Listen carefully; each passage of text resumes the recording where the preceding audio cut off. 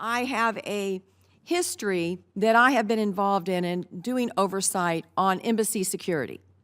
This history goes back to 2009 when the contracting subcommittee that I chaired did a hearing on the embarrassment of Armor Group and their ability to protect the embassy in Kabul.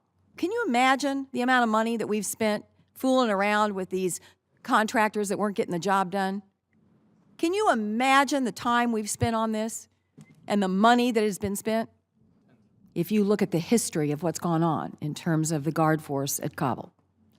And you know, I want to be reassured that private contractors are working in these situations, but when we do a $10 billion umbrella with the ability to do tasks out for Pakistan, Iraq, Afghanistan, Jerusalem, and it's costing the kind of money it's costing, and we know that these embassies are going to be targets, it just worries the heck out of me that we're going to be in another one of these situations where it's uncomfortable to talk about hindsight instead of foresight.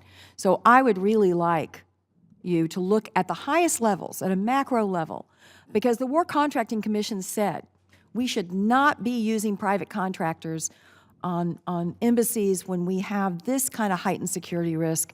And I really think it's time for us to do a gut check on whether or not we should, in fact, be relying on inept local militia or inept contractors.